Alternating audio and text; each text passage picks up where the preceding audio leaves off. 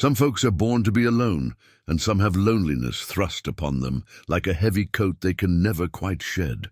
Miss Eliza Mae Carson had worn hers for 23 years in a cedar cabin high in the Wyoming mountains where the wind whispered secrets she'd stopped trying to hear. At 40, she'd made her peace with solitude, tending her small garden and reading by lamplight while seasons passed outside her frost-covered windows. The townsfolk called her the Mountain Virgin, and she'd learned to carry that name without shame.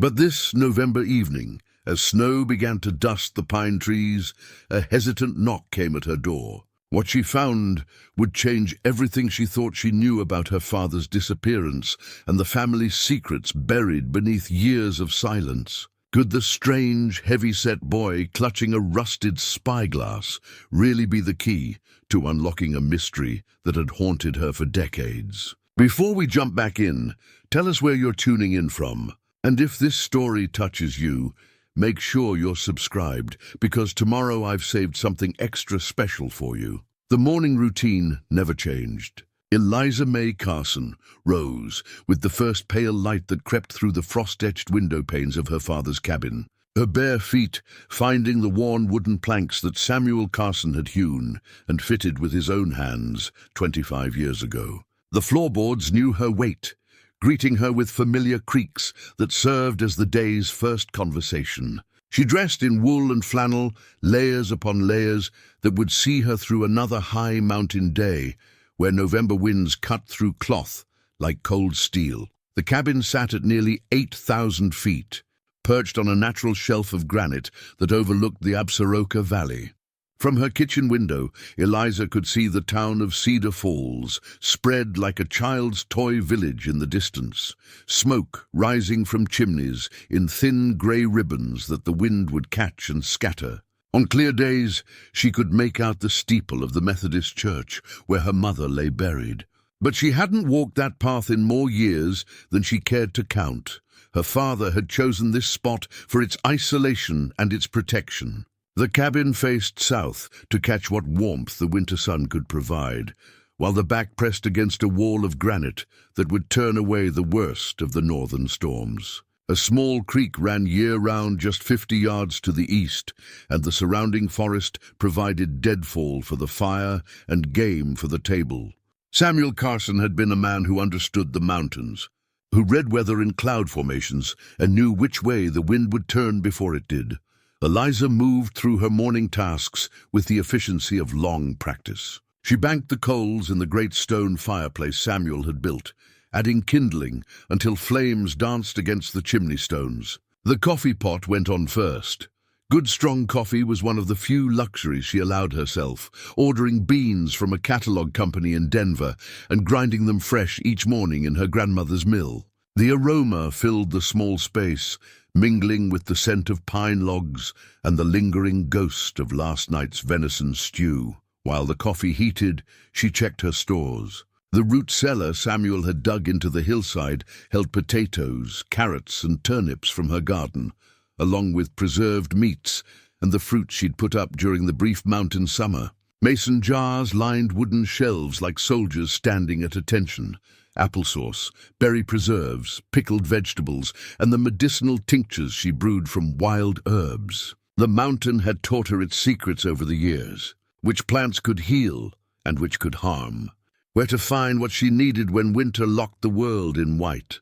At 40, Eliza possessed the kind of lean strength that came from a life of physical work. Her hands were calloused from chopping wood and tending garden, her back straight from years of carrying water and supplies up the mountain path. Her hair, once the color of wheat in summer sunshine, had begun to show threads of silver that caught the lamplight when she moved. The mirror above her washstand reflected a face that was still handsome, though marked by weather and solitude in ways that made her appear older than her years. The townsfolk called her the Mountain Virgin when they thought she couldn't hear, though the name had lost its sting long ago. She'd made peace with the title, understanding that it represented both their pity and their respect. They pitied her loneliness, but respected her strength, the way she'd survived up here alone after Samuel disappeared and her mother died of grief the following winter. Some had tried to court her in the early years, decent men like Robert Hutchins, who ran the general store, or widower Frank Morrison, who owned the largest ranch in the valley. But Eliza had turned them all away with the same gentle firmness she used to redirect a lost calf. The truth was more complicated than loneliness or fear of men. Samuel Carson had been larger than life, the kind of father who made all other men seem smaller by comparison. He taught her to read the mountains like a book, to track game across stone and snow, to handle a rifle with the same precision other women applied to needlework. When she was 16, he told her she was the finest marksman in 3 counties, man or woman. And she'd believed him because Samuel Carson never spoke false words. The last time she'd seen her father, he'd been standing in this very kitchen, his weathered hands wrapping around a cup of coffee while dawn painted the eastern peaks pink and gold. He'd been preparing for one of his prospecting trips, the kind that sometimes kept him away for weeks as he searched the high country for signs of gold or silver.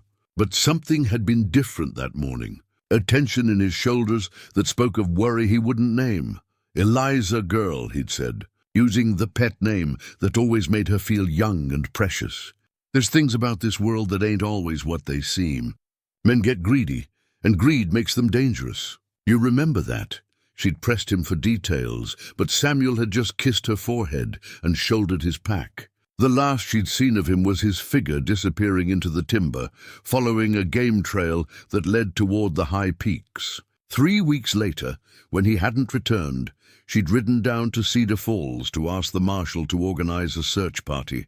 They'd found his camp near Devil's Canyon, undisturbed but empty, as if he'd simply vanished into the thin mountain air. Now, 23 years later, Eliza poured her coffee and settled into the chair by the window, where she could watch the valley wake up. The ritual was the same every morning: coffee, contemplation, and the slow acknowledgement of another day spent alone. She'd grown comfortable with the silence, learned to fill it with the small sounds of her own making. The whisper of pages turning in a book, the scratch of her pen across paper when she updated her journal, the soft humming of old songs her mother had taught her. Her mother's Bible sat on the table beside her chair, its leather cover worn smooth by decades of handling. Between the pages of Psalms, she kept the last letter her father had ever written, though she'd never found the courage to read it completely. The envelope was addressed in Samuel's careful script, and she could see the first few lines through the translucent paper, but something always stopped her from unfolding it entirely. Perhaps it was fear of what she might learn, or perhaps it was the simple recognition that some doors, once opened, could never be closed again. The knock came just as she was reaching for the letter, her fingers already touching the envelope's edge. The sound was so unexpected, so out of place in her morning routine, that she froze entirely. Nobody came to the cabin. The trail was difficult, even in good weather, and most folks in Cedar Falls respected her desire for solitude. In 23 years, she could count on one hand the number of visitors who'd climbed this far, but the knock came again, more insistent this time, accompanied by the sound of labored breathing and boots shifting on her wooden porch. Eliza set down her coffee cup and moved to the window, peering through the frost-edged glass at the figure hunched against her door. What she saw made her catch her breath. A boy, heavy-set and young, clutching something metallic in his hands while snow gathered on his shoulders. She opened the door slowly, the morning cold rushing in to steal the warmth from her kitchen. The boy looked up at her with eyes that seemed older than his round face suggested, and when he spoke, his voice carried the weight of exhaustion and desperate hope. "Miss Carson," he said, his breath coming in white puffs that dissipated in the mountain air. "My name is Thomas Whitmore, and I think I might be your brother." Eliza stared at the boy for a long moment, her mind struggling to process what he'd said. Brother. The word hung between them like smoke from a cold fire, foreign and impossible. She'd been an only child, the sole focus of Samuel Carson's attention and love. There had never been any mention of other children, other families, the lives her father might have led. "That's impossible," she said.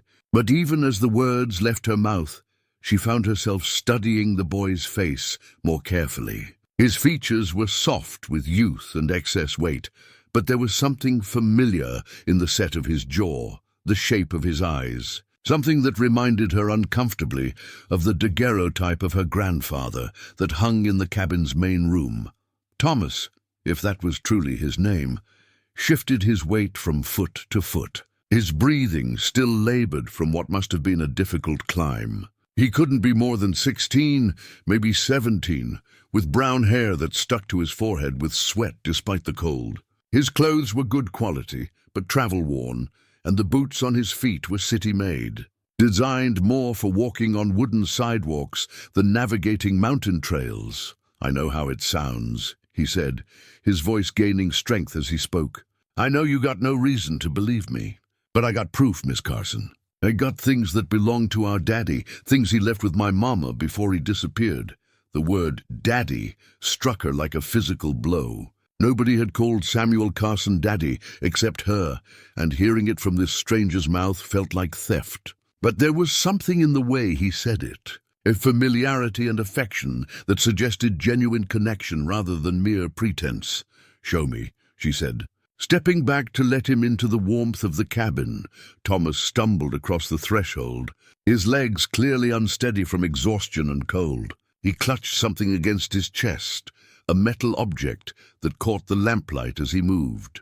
Once inside, he stood awkwardly in the center of the room, his eyes taking in the rough-hewn furniture and the stone fireplace with something that looked like recognition. "He described this place to Mama," Thomas said softly, "down to the very stones in that hearth.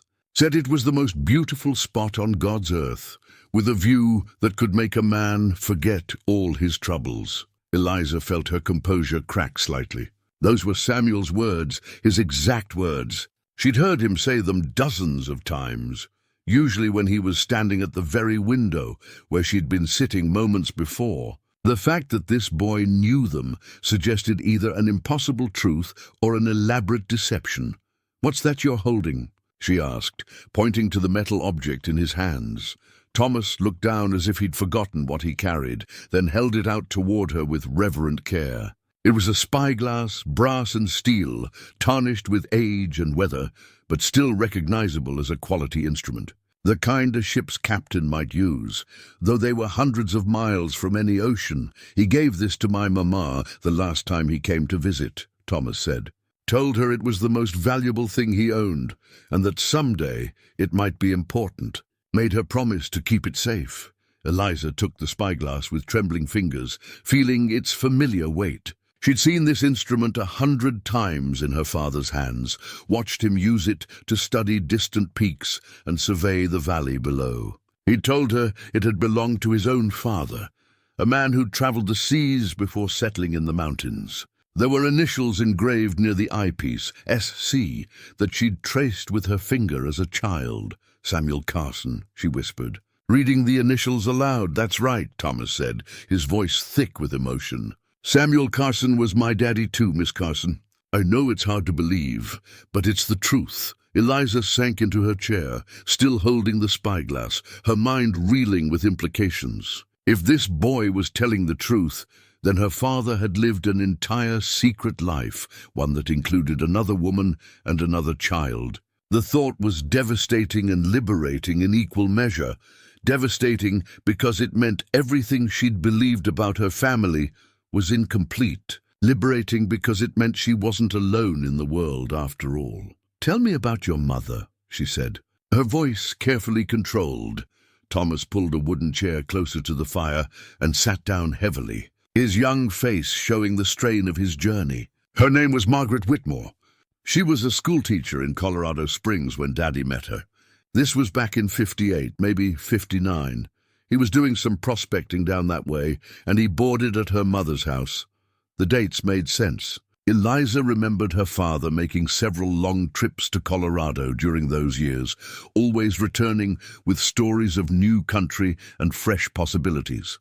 She'd been too young to question why these trips lasted months at a time, or why he always seemed different when he came back, more thoughtful, sometimes sad in ways she couldn't understand.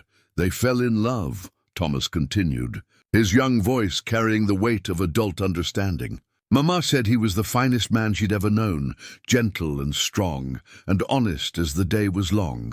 But he was already married to your mama, and he couldn't bear to break up his family here. Eliza felt tears sting her eyes. Her father had been a man of deep principle, the kind who would carry the burden of an impossible choice rather than hurt the people he loved.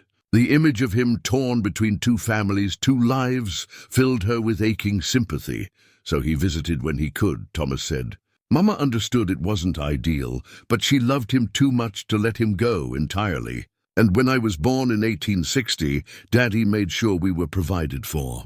He'd come down every few months, stay for a week or two, then head back up to Wyoming. Mama said he was always torn up about it, but he felt bound to honor his commitments to both families. The boy reached into his coat and pulled out a small leather journal, its pages yellowed with age. He kept this during his visits with us. Mama gave it to me after she died last year, told me it was time I learned the truth about my heritage. That's when I decided to come find you. Eliza took the journal with the same reverence she'd shown the spyglass. The handwriting was unmistakably her father's, the same careful script she remembered from his letters and notes. She opened to a random page and read silently, "Little Tommy is walking now, gets into everything like a mountain goat. He has Margaret's quick mind and her gentle nature, but I see my own stubbornness in the set of his jaw. I pray he grows up to be better than his father, who lacks the courage to choose between the life he built and the love he found." The words cut deep because they revealed a side of Samuel Carson she'd never known, a man wrestling with guilt and divided loyalties, carrying burdens he'd never shared with his mountain family.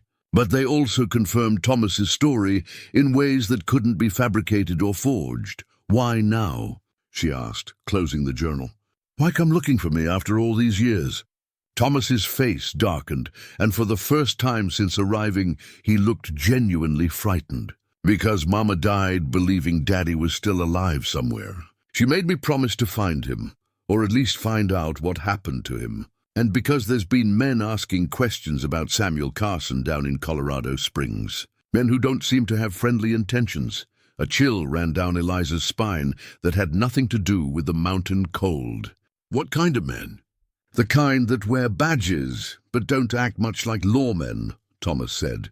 "They came around about 6 months ago, asking about Daddy's old claims, and whether Mama knew anything about maps or hidden deposits. When she told them she didn't know nothing about mining, they got nasty. Started making threats about what might happen to folks who weren't cooperative." Eliza set the journal on the table beside her father's letter, her mind racing. Samuel's disappearance had always seemed strange. Too complete, too final for a man who knew the mountains as well as he did. But if there had been something valuable involved, something worth killing for, then perhaps his vanishing hadn't been accidental after all. "They came back after Mama's funeral," Thomas continued. "Started asking about me, about whether I had any of Daddy's belongings or papers. That's when I decided to head north. Figured if they wanted something Samuel Carson had, maybe you'd know what it was." Outside, the wind had picked up, driving snow against the cabin windows with increased force. The storm that had been threatening all morning was finally arriving, and Eliza realized that regardless of what she believed about Thomas's story, he wasn't going anywhere tonight. The trail down to the valley would be treacherous in good weather, impossible in a snowstorm. "You'll stay the night," she said, making the decision aloud. "Tomorrow, when the weather clears, we'll figure out what comes next." Thomas's relief was visible, his young shoulders sagging as tension left his body. "Thank you, Miss Carson. I know this is all mighty strange, and I appreciate your kindness to a stranger." "If what you're telling me is true," Eliza said, studying his face in the firelight, "then you're not a stranger. You're family. And family looks after family, no matter how complicated the circumstances." For the first time since his arrival, Thomas smiled, a genuine expression that transformed his round face and made him look even younger than his years. But there was something else in his expression, a shadow of knowledge or worry that suggested he hadn't told her everything yet. "There's more, isn't there?" she asked, recognizing the look because she'd seen it in her father's eyes during those last weeks before his disappearance. Thomas nodded slowly, his hand moving to his coat pocket. "There's a map, Miss Carson." A map Daddy drew himself, showing where he thought the real gold was hidden. "Mama kept it all these years, and now those men want it bad enough to threaten a dead woman's son." He pulled out a folded piece of paper, handled so much it was soft as cloth, and held it toward her. "I think it might be the key to finding out what really happened to our daddy. And I think it might be the reason those men are still looking for us both." The storm raged through the night with the kind of ferocity that reminded mountain dwellers of their place in the natural order. Wind howled around the cabin's corners, seeking entry through every crack and crevice, while snow piled against the windows in drifts that would make travel impossible until well after dawn. Eliza lay awake on her narrow bed, listening to the storm's voice and the softer sound of Thomas's breathing from the main room where she'd made him a pallet near the fire. Sleep eluded her as her mind wrestled with the revelations of the day. Samuel Carson, the father she'd thought she knew completely, had lived an entire secret life. He'd loved another woman, fathered another child, and somehow managed to keep these truths hidden for over 20 years. The knowledge sat in her chest like a stone, heavy and uncomfortable, reshaping everything she thought she understood about her family. But beneath the hurt and confusion, she felt something else stirring, a warmth she hadn't experienced since her father's disappearance. For 23 years, she'd believed herself to be the last of the Carson line, alone in the world except for distant cousins she'd never met. Now sleeping by her fire was a boy who shared her blood, who carried pieces of Samuel Carson in his features and mannerisms. Family, real family, closer than she'd dared hope for. When dawn finally came, it revealed a world transformed by snow. The storm had dumped nearly 2 feet of fresh powder, turning familiar landmarks into white, shrouded mysteries. Eliza rose early and stoked the fire, then put coffee on to brew while Thomas continued to sleep. The boy had been exhausted by his journey, and she could see the strain of recent months in the dark circles under his eyes. As she worked, she found herself studying him with new eyes, looking for traces of the father they'd shared. His hair was darker than hers, more like their father's had been before age silvered it. His hands, visible where they emerged from the quilt, were broad and capable-looking despite his youth. There was something about the way he slept, one arm flung across his face, that reminded her powerfully of Samuel during his Sunday afternoon naps. The smell of coffee eventually stirred Thomas from sleep. He sat up slowly, blinking in the morning light, and for a moment looked completely lost. Then memory returned, and he glanced around the cabin with the same wonder he'd shown the night before. "Morning, Miss Carson," he said, his voice still thick with sleep. "I want to thank you again for taking me in. I know my story is hard to swallow." "Call me Eliza," she said, pouring coffee into 2 cups. "And your story is getting easier to believe with every hour that passes. You have his way of sleeping, you know." Samuel always threw his arm across his face like that. Thomas accepted the coffee gratefully, wrapping his hands around the warm cup. "Mama used to say I had his hands too. Big and clumsy, but good for working with tools." He paused, studying her face. "I hope you don't mind me asking, but what was he like?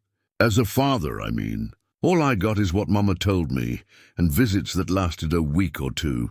The question opened a door Eliza had kept locked for years. She settled into her chair, cradling her own coffee, and let herself remember Samuel Carson not as the idealized figure she'd created in his absence, but as the real man who'd raised her. "He was the best teacher I ever had," she said slowly, "patient with my questions, no matter how foolish they seemed. He taught me to track game by showing me how to read the story each print told, how old it was, how fast the animal was moving, whether it was healthy or injured. Said the mountains were like a book, And once you learned to read them, they'd never lie to you. Thomas leaned forward, hungry for details about the father he'd barely known. Mama said he could shoot the eye out of a needle at 100 yards. Near enough to truth, Eliza smiled. He started teaching me when I was 8. Said a mountain woman needed to be able to provide for herself no matter what circumstances arose. By the time I was 16, I could outshoot most of the men in Cedar Falls, though we kept that quiet to avoid hurt feelings. Did he ever talk about Colorado? About his travels? Eliza considered the question carefully. He'd come back from those trips different somehow. Quieter, more thoughtful. Sometimes I'd catch him staring out at the mountains with a look I couldn't understand. Now I reckon he was thinking about the life he'd left behind, the family he couldn't fully claim. Thomas nodded, his young face serious. Mama said he was always torn up about it. She understood why he couldn't leave your mama, especially after she took sick. But it near killed him to have a son he could only visit.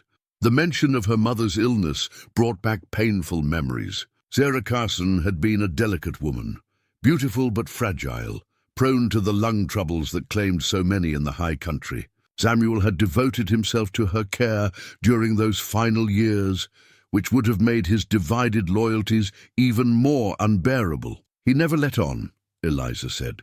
Never gave any sign that his attention was elsewhere when he was with us. That must have taken considerable strength of character, or considerable guilt, Thomas said quietly. Mama always said he carried the weight of the world on his shoulders. They drank their coffee in companionable silence, each lost in thoughts of the man who had shaped both their lives in different ways. Outside, the storm was beginning to weaken, though snow still fell steadily. It would be hours before the trail was passable, giving them time to explore the mysteries Thomas had brought with him. About that map you mentioned, Eliza said. I'd like to see it if you're willing to share. Thomas set down his cup and reached into his coat, producing the same worn piece of paper he'd shown her the night before. As he unfolded it, Eliza could see that years of handling had left it soft and fragile, the ink faded but still legible. Samuel's careful hand had drawn what appeared to be a detailed survey of the local mountains, complete with landmarks she recognized. He drew this during his last visit with us, Thomas explained. Spent 3 days working on it, measuring distances and checking angles with that spyglass. Mama said she'd never seen him so excited about anything. Eliza studied the map carefully, tracing the lines with her finger. Samuel had marked familiar features: Devil's Canyon, Eagle Peak, the old mining camp at Willow Creek. But there were other notations she didn't recognize. Symbols and numbers that seemed to indicate something beyond mere geography. See these marks here? Thomas pointed to a cluster of symbols near Devil's Canyon. Mama said those showed where he'd found signs of gold. Real gold, not just the played-out claims most folks were working. The implications were staggering. If Samuel had discovered a significant gold deposit, it would explain both his secretiveness and his eventual disappearance. In a territory where men killed for far less than a rich claim, such a discovery would have painted a target on his back. But there's more, Thomas continued, his voice dropping to almost a whisper. Look at these notes along the edge. Eliza squinted at the faded writing, making out words that sent a chill through her blood.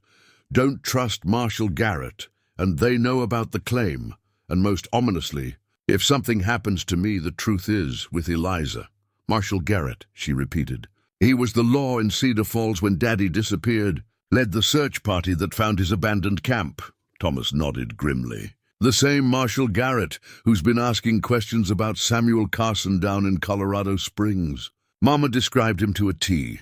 Tall man with gray whiskers and a scar on his left hand from an old knife fight. The pieces were falling into place with terrible clarity. Samuel hadn't vanished into the wilderness by accident or choice. He'd been eliminated by men who wanted his discovery for themselves, men who wore badges and commanded the respect of honest citizens. The search party that had claimed to look for him had likely been led by the very man responsible for his death. There's something else you need to see, Thomas said, reaching into his pack and producing a leather-bound journal she hadn't noticed the night before. This belonged to Daddy, too. Mama gave it to me along with the map, said I'd need both if I was going to find the truth. The journal was similar to the one Thomas had shown her earlier, but this one was thicker, more heavily used. As Eliza opened it, she realized it contained Samuel's detailed notes about his prospecting activities, including observations about the men who'd been watching him. "Listen to this," she said, reading from a page dated just weeks before his disappearance. "Garrett and his men been asking too many questions about my activities. Think they suspect I found something significant near Devil's Canyon. Need to be more careful about my movements. Make sure Eliza stays clear of this business if things go wrong." Thomas leaned closer, his young face pale with worry. "Keep reading." "It gets worse." Eliza turned the pages, her heart sinking as Samuel's entries became increasingly paranoid and fearful. He wrote about being followed, about strange men watching his cabin from the timber, about conversations overheard in Cedar Falls that suggested his secret was no longer safe. The final entry, dated just 3 days before his last journey, was the most chilling of all. "They've made their move. Garrett offered to buy my claims for half their value, said it would be healthier for everyone if I accepted. When I refused, he smiled that cold smile of his and said accidents happened to stubborn men in the high country. I'm going to cache the most important evidence where only Eliza can find it. If I don't come back, she'll need proof of what really happened." "Cache the evidence," Eliza repeated, her mind racing. Where would he hide something he wanted only me to find? Thomas studied her face intently. "You knew him better than anyone. Where would Samuel Carson put something he wanted to keep safe from the wrong hands?" Eliza closed her eyes, trying to think like her father. He'd been a careful man, methodical in his planning and thorough in his preparation. If he'd hidden evidence, it would be somewhere meaningful to their relationship, somewhere only she would think to look. "The reading tree," she said suddenly, her eyes snapping open. "There's an old oak about a mile up the ridge where he used to take me for lessons when I was small. Said it was our special place, where the mountains shared its wisdom." Thomas was already reaching for his coat. "How long would it take us to get there?" "In this snow? Most of the day, and that's if the weather clears." Eliza looked out at the still falling snow, then back at the map and journal. "But Thomas, if those men are still looking for what Samuel hid, going after it might be exactly what they're hoping we'll do." The boy's jaw set with determination that reminded her powerfully of their father.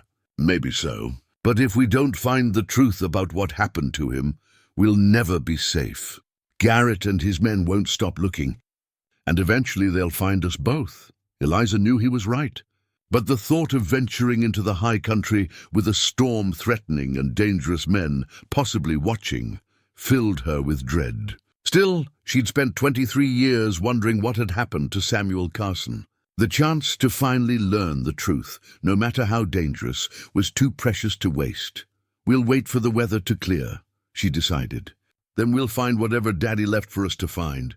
But Thomas, you need to understand, if we do this, there's no going back. Once we know the truth, we'll have to live with the consequences." Thomas nodded solemnly, his young face showing a maturity beyond his years. "I understand, Eliza, but I'd rather face the truth than spend the rest of my life running from shadows." The storm cleared by midday, leaving behind a world crystalline and pure under 3 feet of fresh snow. The sun emerged from behind the departing clouds with a brilliance that made the entire landscape sparkle like scattered diamonds. Eliza stood at her kitchen window, studying the conditions and calculating the risks of what they were about to attempt. "The snow's deep, but it's settled enough for travel if we're careful," she said, turning back to Thomas, who was methodically checking the contents of his pack.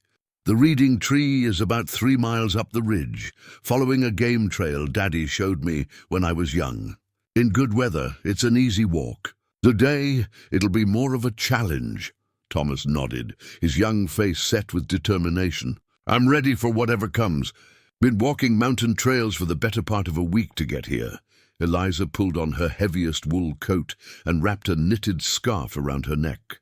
She'd spent the morning preparing for the journey, filling a pack with supplies they might need: rope, a small hatchet, food, and medical supplies, in case one of them took a fall on the treacherous trail. Most importantly, she'd strapped on the gun belt that had belonged to her father, the familiar weight of his Colt revolver settling against her hip like an old friend returning home. "You know how to handle a firearm?"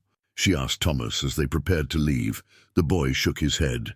"Mama didn't hold with guns in the house. Said they brought nothing but trouble." "Your mama was a wise woman in most things," Eliza said, checking the loads in her father's pistol. "But up here, a gun can mean the difference between coming home safe and not coming home at all. Stay close to me, and if I tell you to get down or run, you do it without question." They set out into the brilliant morning, their boots crunching through snow that came up to their knees in places. Eliza took the lead, following a route she'd traveled hundreds of times in her youth but hadn't visited in years. The familiar landmarks were there beneath the snow: the lightning-split pine that marked the first turn, the granite boulder shaped like a sleeping bear, the small clearing where Samuel had taught her to identify edible plants. Thomas struggled with the pace at first, his city-raised constitution unused to the demands of high-altitude hiking in deep snow. But he was determined not to slow them down, and gradually found his rhythm. As they climbed, he peppered Eliza with questions about their father, hungry for details about the man he'd known only as an occasional visitor. "Tell me about the lessons he gave you," Thomas said during a rest stop, his breath coming in white puffs that dissipated quickly in the thin air.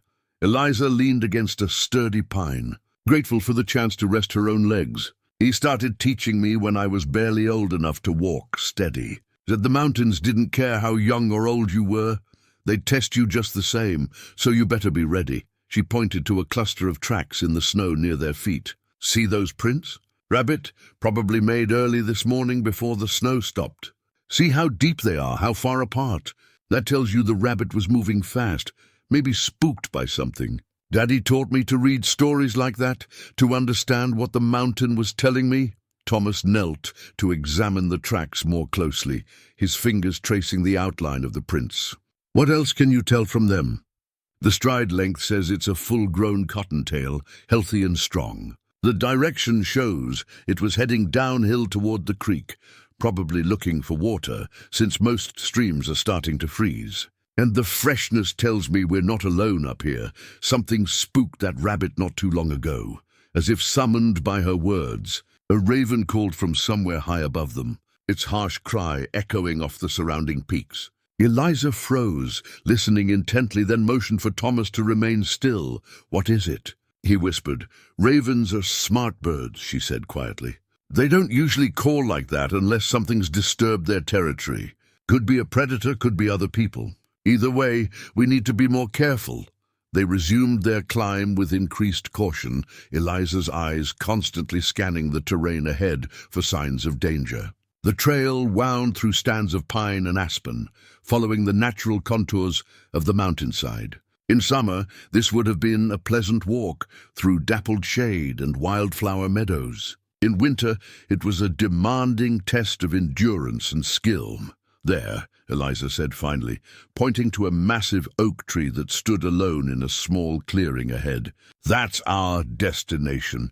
The reeding tree was ancient beyond measure, its trunk so wide that 3 men holding hands couldn't encircle it. Its bare branches reached toward the sky like arthritic fingers, and even in winter it possessed a dignity and presence that made it seem almost alive with purpose. Samuel had brought her here dozens of times, claiming that the tree had been old when the first white men entered the territory. "Daddy said this oak was here when Lewis and Clark passed through," Eliza told Thomas as they approached. "Said it had seen everything: Indian hunting parties, mountain men, soldiers, and settlers." He figured if a tree could survive that long in this harsh country, it had wisdom worth learning from. Thomas circled the massive trunk, his eyes searching for any sign of disturbance or concealment. Where would he hide something? The base is too exposed, and the snow would have covered any obvious hiding spots. Eliza smiled, remembering her father's methodical mind. "Samuel Carson never did anything obvious. He'd choose a spot that meant something, that told a story only his daughter would understand. She moved to the north side of the tree, where a large branch had broken off years ago, leaving a hollow in the trunk about 8 feet off the ground. "This is where he carved my initials when I turned 10, she said, brushing snow away from the bark. Said every Carson should have their mark on the reading tree. Thomas watched as she examined the hollow more closely, her fingers probing the deep recess in the ancient wood. "Feel anything?" "Maybe," she said, stretching up on her toes to reach deeper into the hollow. Her fingers touched something that didn't belong, smooth leather wrapped around hard objects. "Help me up. I need to get higher." Thomas cupped his hands to boost her up, and Eliza was able to grasp what felt like a small saddlebag wedged deep in the hollow. It took several minutes of careful maneuvering to work it free without damaging the contents. But finally, she dropped back to the ground with the package in her hands. The leather was weathered but intact, wrapped around something substantial and secured with rawhide strips. Samuel's initials were burned into the leather, confirming that they'd found what they were looking for. "Should we open it here?" Thomas asked, glancing around the exposed clearing. Eliza shook her head. "Too open. If someone's watching, this is where they'd expect us to stop. Let's get back to more protected ground before we see what Daddy left for us." They retraced their steps down the mountain, moving more quickly now that they were descending and had achieved their goal. The leather bundle felt heavy in Eliza's pack, weighted not just with physical contents, but with the promise of answers she'd sought for over 2 decades. About halfway back to the cabin, they found a sheltered spot among a cluster of large boulders that would hide them from observation while they examined their discovery. Eliza carefully unwrapped the leather, revealing a collection of items that Samuel had considered important enough to hide. The first thing that caught her attention was a hand-drawn map, far more detailed than the one Thomas had brought from Colorado. This version showed not just the general area around Devil's Canyon, but specific locations marked with symbols and notes in Samuel's careful handwriting. Unlike the faded map Thomas carried, this one was pristine, protected by the leather wrapping and the tree's hollow. "Look at this," Thomas said, pointing to a series of notations along one edge of the map. "These aren't about gold deposits. These are about people." Eliza followed his finger, reading aloud. "Garrett owns half the territorial legislature through blackmail and bribes. Morrison controls shipping through Denver, gets cut of all major claims. Williams, federal judge, takes money to rule in favor of claim jumpers." "It's a whole network," Thomas breathed. Daddy wasn't just fighting one corrupt marshal. He'd stumbled onto something much bigger. The second item in the bundle was even more damning, a collection of official documents that appeared to be copies of fraudulent mining claims and territorial court orders. Samuel had somehow obtained proof that dozens of legitimate claims had been stolen through legal manipulation, with the profits flowing to a small group of powerful men. "This is why they killed him," Eliza said, her voice tight with anger. "He didn't just find gold. He found evidence of systematic theft and corruption that reached all the way to the territorial capital." Thomas held up a third item, a thick envelope sealed with wax and marked "For Eliza's eyes only" in Samuel's distinctive script. "Should you read this now or wait until we're somewhere safer?" Eliza looked around the secluded spot, then at the envelope that might contain her father's final words to her. The desire to know what Samuel had written was overwhelming, but her mountain-trained instincts warned against remaining exposed for too long. "We'll take it all back to the cabin," she decided. "Whatever Daddy wrote, I want to read it by my own fire, where I can take the time to understand every word."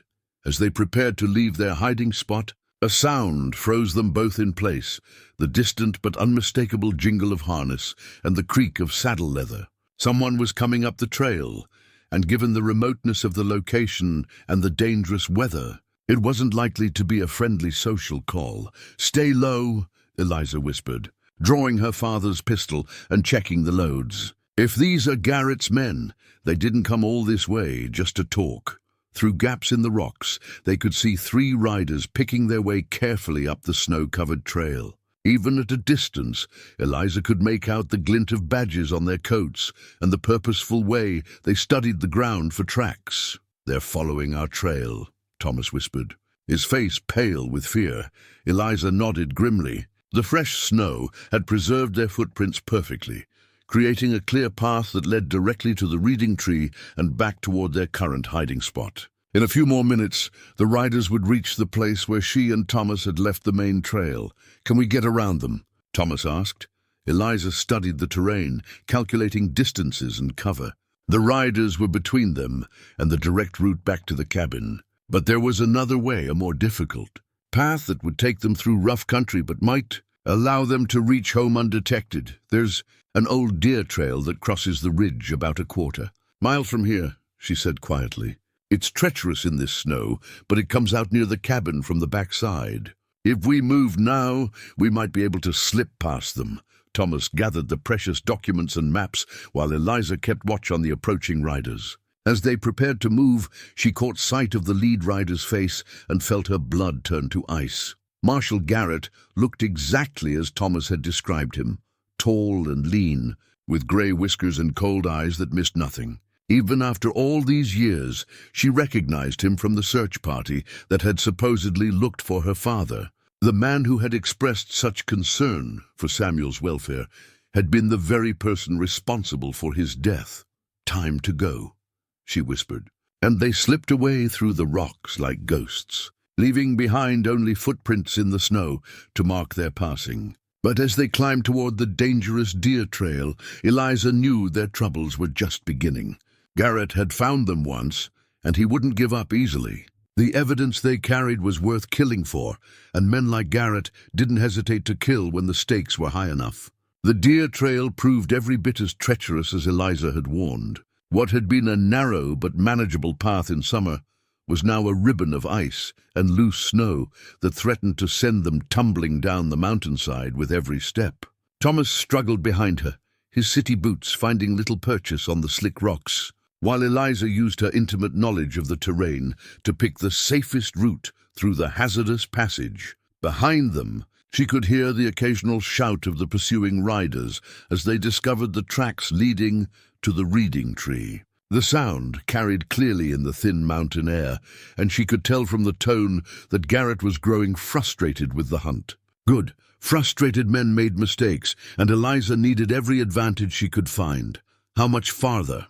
Thomas gasped, his breathing labored from the combination of altitude and fear. "Another half-mile," Eliza replied, not slowing her pace. "But the worst part's coming up. There's a stretch where the trail crosses a rock slide. In this snow, it'll be like walking on marbles." Thomas nodded grimly, saving his breath for the climb. Despite his lack of mountain experience, he was proving tougher than his soft appearance suggested. The boy had determination. She'd give him that, the same stubborn Carson streak that had gotten their father into trouble. The rock slide materialized ahead of them like a frozen waterfall of stone and snow. What had once been a stable mountainside had collapsed years ago, leaving behind a treacherous field of loose rocks that shifted and rolled at the slightest provocation. In good weather, crossing it required careful planning and sure feet. In current conditions, it bordered on madness.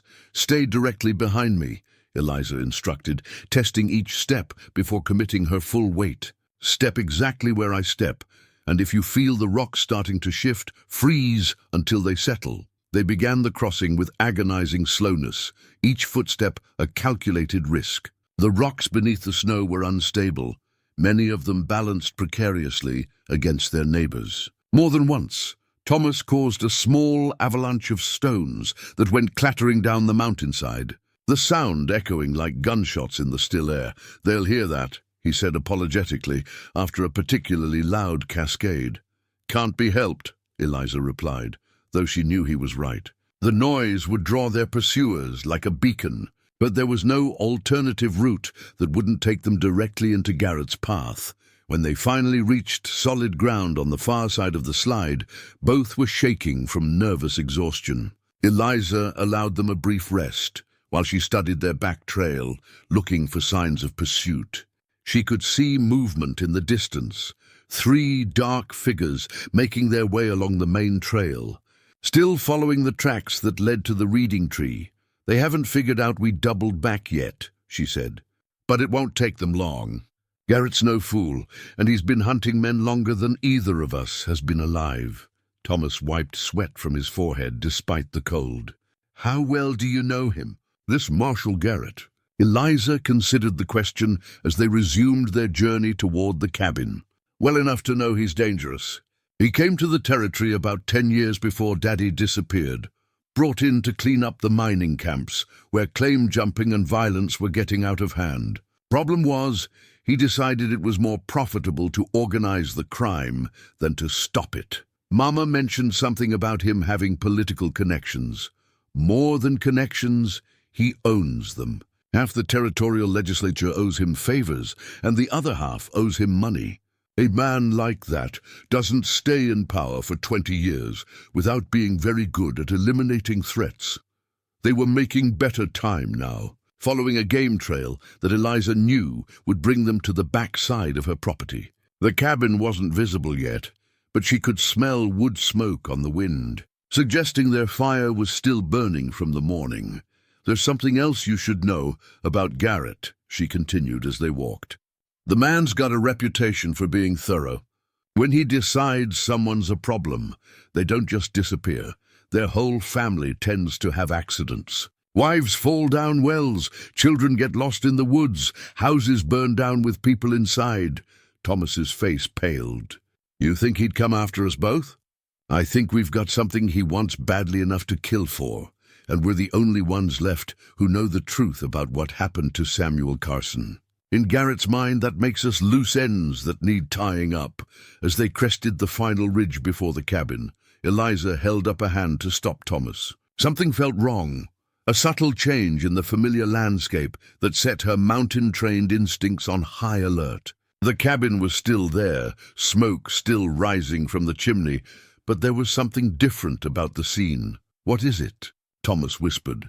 Eliza studied the clearing carefully, her eyes searching for whatever had triggered her unease. Then she saw it, a single set of fresh footprints in the snow, leading from the tree line to her front door. Someone had visited the cabin while they were away, someone who had approached from a different direction than the one Garrett's party was using. "We've got company," she said grimly. "Or we did while we were gone." They approached the cabin with extreme caution, Eliza's hand resting on the grip of her father's pistol. The footprints were clear in the snow. A man's boots, size 10 or 11, with a distinctive wear pattern on the left heel. Whoever had made them had walked directly to the front door, tried the handle, then circled the building as if looking for another way in. "The door's still locked," Eliza observed, checking the leather latch Samuel had installed years ago. "But look here, scratch marks around the keyhole. Someone tried to pick the lock." Thomas examined the scratches, his young face troubled. "They didn't get in?"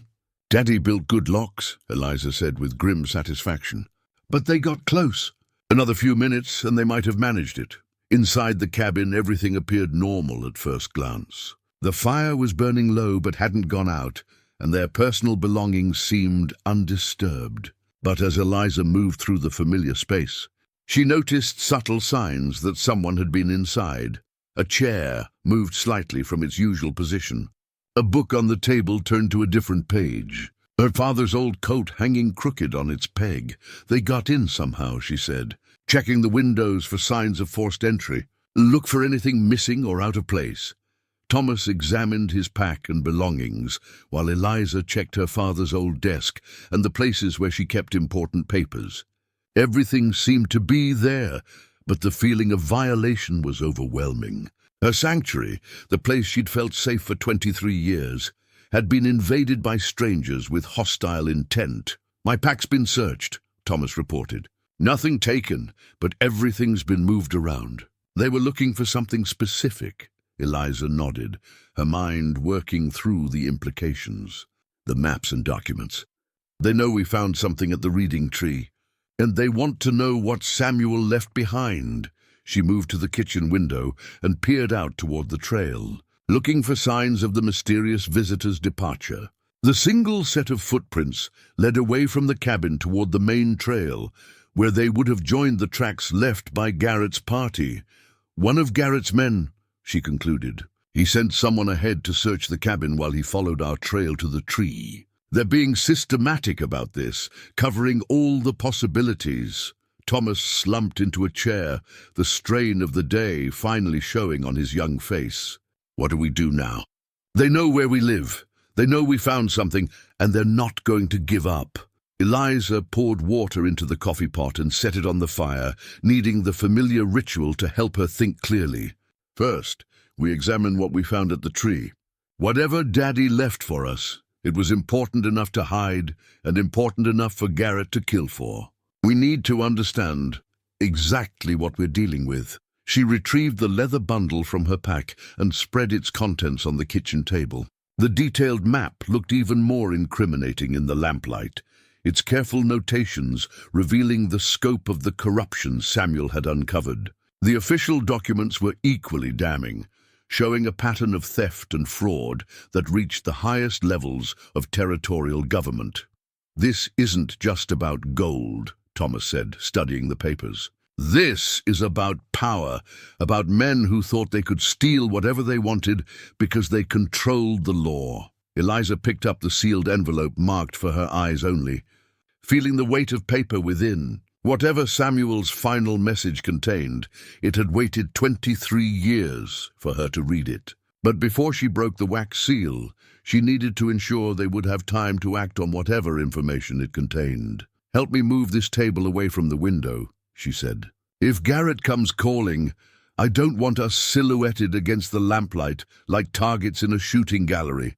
As they rearranged the furniture to provide better defensive positions, Eliza found herself thinking about the tarnished badge she'd glimpsed among Samuel's hidden belongings. If her father had somehow obtained physical evidence of Garrett's corruption, a badge, official papers, or testimony from witnesses, it would explain why the marshal was so desperate to recover what had been hidden. "There's something else in here," Thomas said, reaching into the bottom of the leather bundle. He withdrew a small metal object that caught the lamplight, a tarnished silver badge with Territorial Marshal engraved across its surface. Eliza stared at the badge in stunned recognition. "That's not Garrett's current badge. Look at the serial number. It's from the early 1860s, when the territorial system was first established." Thomas turned the badge over in his hands, examining the scratches and wear marks that spoke of years of use. What would Daddy be doing with an old marshal's badge? "Maybe it belonged to the man Garrett replaced," Eliza said slowly, pieces of a larger puzzle beginning to fall into place. "Maybe Samuel found evidence that Garrett didn't just take over as marshal. Maybe he eliminated his predecessor to get the position." The implications were staggering. If Samuel had discovered proof that Garrett had murdered a federal official to seize power, it would explain both the marshal's desperation to recover the evidence and his willingness to kill anyone who threatened to expose him. "Read the letter," Thomas urged. "Maybe Daddy explained what this all means." Eliza picked up the envelope with trembling fingers, knowing that whatever she learned would change everything. Samuel Carson had died to protect these secrets, and now his children would have to decide what price they were willing to pay to see justice done. Eliza broke the wax seal with careful deliberation, unfolding the letter that Samuel Carson had written in what he must have known were his final days. His handwriting, usually so precise and controlled, showed signs of haste and stress, words occasionally crossed out, ink blots where his hand had trembled. As she read aloud, both she and Thomas listened to their father's voice speaking across the years. "My dearest Eliza, if you are reading this, then the worst has come to pass, and I have failed to return from what I fear will be my final journey into the high country. I pray you will forgive an old man's weakness in leaving you alone. But I could not bear to see the evil I discovered spread its poison to innocent folks. While I stood by and did nothing, by now you will have found the evidence I gathered, documents, proving that Marshal Garrett and his network of thieves have been stealing claims and murdering honest miners for more than a decade. The badge belonged to Marshal James Fletcher, Garrett's predecessor, who I believe was killed when he got too close to the truth. I found Fletcher's body in a hidden canyon last spring, along with his personal effects and a journal documenting Garrett's crimes. I know this will be hard to hear, my dear girl, but I must tell you the truth about why I traveled so often to Colorado. Margaret Whitmore was the finest woman I ever knew, apart from your blessed mother, and she gave me a son who bears our family name, even if he cannot claim it openly. Thomas is your half-brother, and if he has found his way to you, as I hope he will, then you must trust him as you would trust me. Eliza paused in her reading, glancing at Thomas, who was listening with tears streaming down his face. The confirmation of their relationship, spoken in Samuel's own words, seemed to settle something deep inside both of them. The mine Garrett wants so desperately is real, the letter continued, and it contains more gold than I ever dreamed possible. But I have hidden the true location even from this map, knowing that men like Garrett would kill anyone who possessed such knowledge.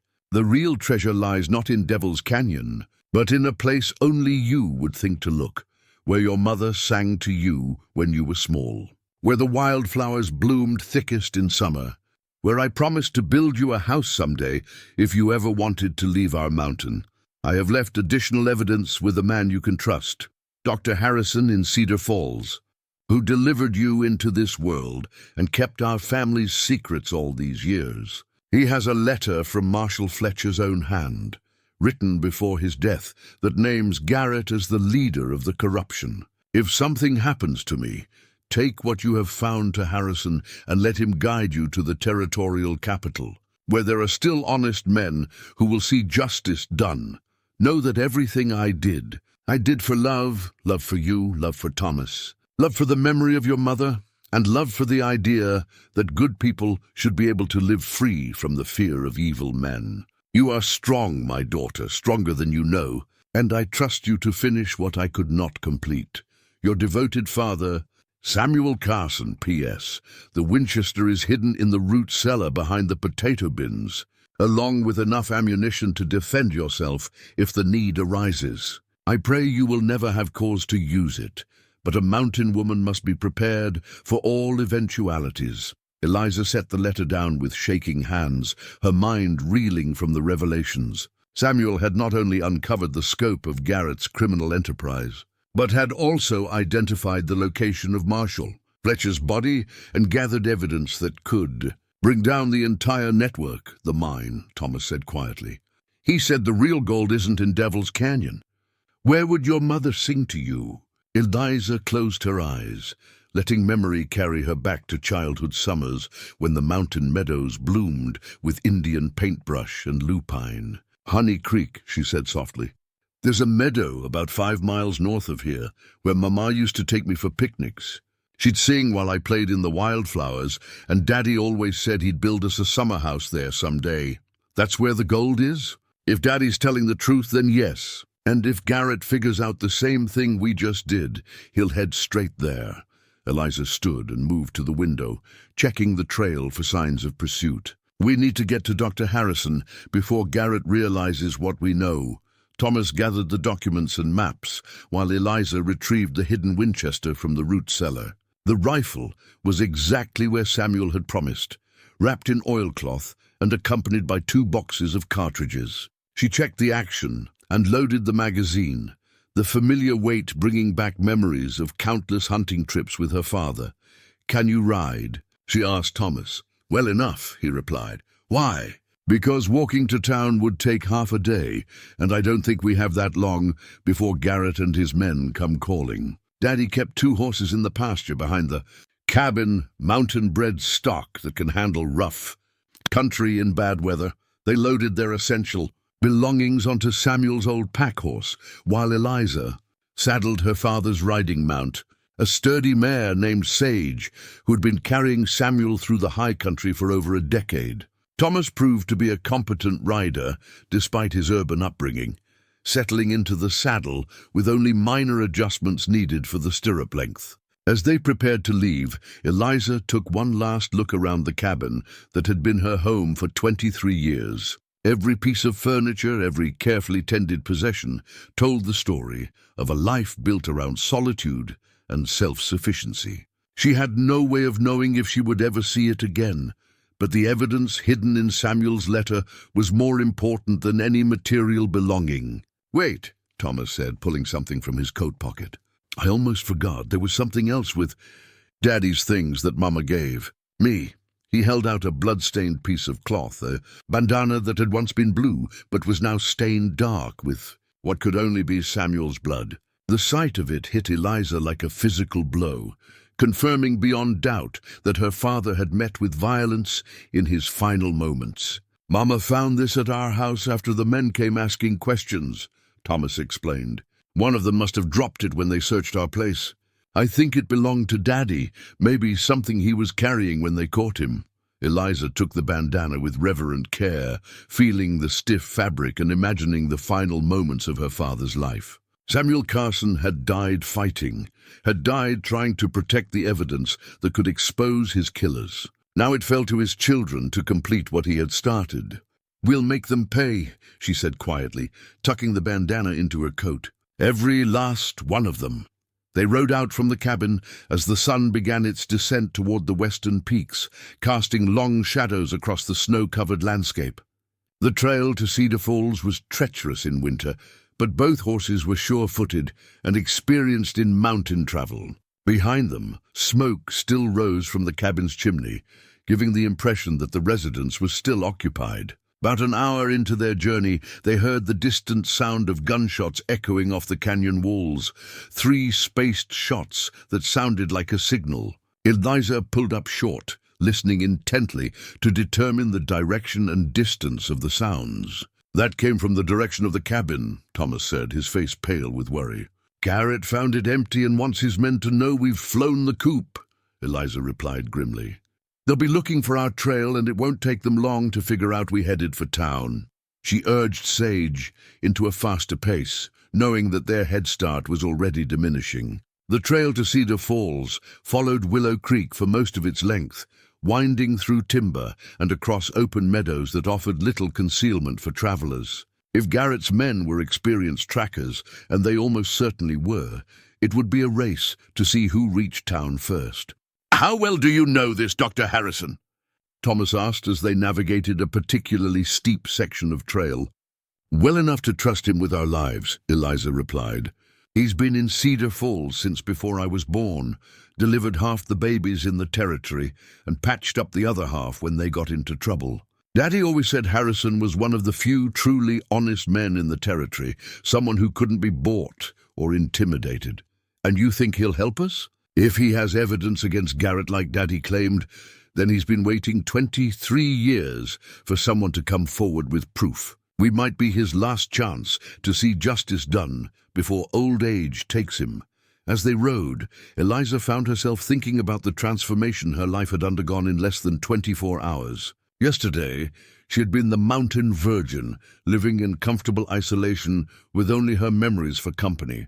Today, she was part of a family again, bound to a half-brother she'd never known existed, and committed to avenging a father whose murder had gone unpunished for over 2 decades. The weight of responsibility was overwhelming, but it was also strangely liberating. For the first time since Samuel's disappearance, she had a purpose beyond mere survival, a reason to engage with the world beyond her mountain refuge. Whether she lived or died in the coming confrontation with Garrett, at least she would die as Samuel Carson's daughter, fighting for the principles he had died defending.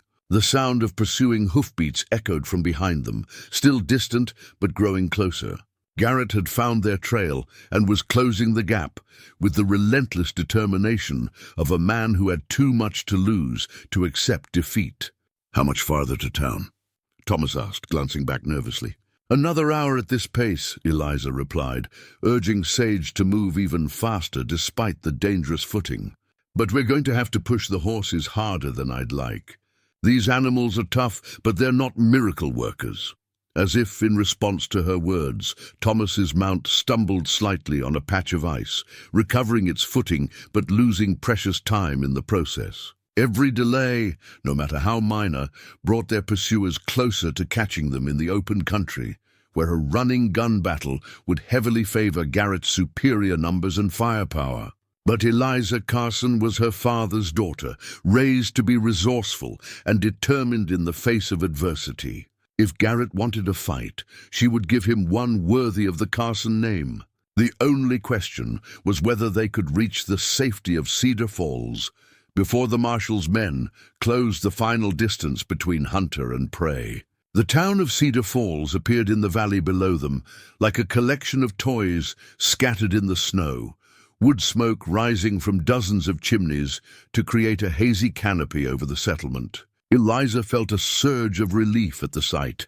They had beaten Garrett to civilization, where witnesses and the pretense of law would provide some protection against open violence. But as they descended the final switchbacks toward the main street, Thomas pulled up short beside her, his face showing confusion and growing alarm.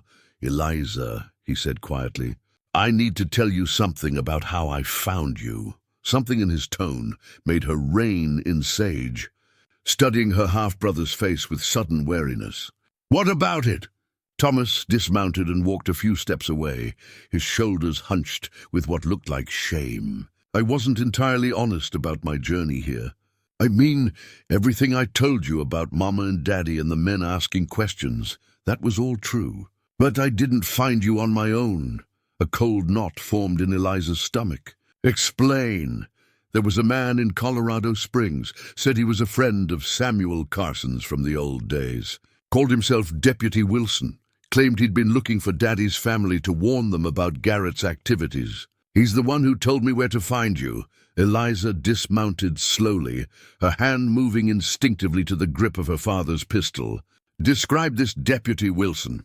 "Tall man, maybe 50 years old, with grey whiskers and a scar on his left hand." Thomas's voice grew smaller as he spoke, clearly realizing the implications of what he was saying. "He said he'd been tracking Garrett's corruption for years and needed my help to gather evidence." Eliza felt the blood drain from her face. "Thomas, you've been talking to Marshal Garrett himself." "There is no Deputy Wilson." The boy's face went white as understanding crashed over him. "But he seemed so genuine, so concerned about finding the truth. He said—" He stopped, his eyes widening with horror. "Oh God, what have I done?" "Tell me everything," Eliza said urgently. "Every conversation, every detail he asked about, everything you might have told him." Thomas sank onto a fallen log, his head in his hands. "He approached me right after Mama's funeral, said he'd heard about her death and wanted to offer his condolences. He knew things about Daddy, personal things that made me trust him. He said Garrett was dangerous and that if I ever found evidence of Samuel Carson's fate, I should contact him immediately." "What did you tell him?" "Everything," Thomas said miserably. "About the map, about the spyglass, about my plans to find you. He even suggested I come in winter when the mountain roads would be less traveled, said it would be safer that way." Eliza's mind raced through the implications. Garrett hadn't been following their trail from the cabin at all. He'd been expecting them to go to the reading tree because Thomas had told him about Samuel's hidden cache. The search of the cabin had been theater, designed to make them think they were one step ahead, when in reality they'd been dancing to Garrett's tune from the beginning. "He gave me money for the journey," Thomas continued, his voice breaking. "Said the territorial government would reimburse expenses for citizens who helped expose corruption. I thought I was doing the right thing." "You were," Eliza said firmly, though her stomach churned with the realization of how thoroughly they'd been manipulated. "You were 16 years old and grieving your mother. Garrett's been playing this game for 20 years. He knows how to make people trust him." But even as she comforted Thomas, her mind was working through the tactical situation. If Garrett had been orchestrating events from the beginning, then he knew exactly where they were going and what they hoped to accomplish. He would already have men positioned in Cedar Falls, probably watching Dr. Harrison's house and office. "We can't go to the doctor," she said. "It's a trap." Thomas looked up with desperate hope. But the evidence! Daddy said Harrison had Marshal Fletcher's letter.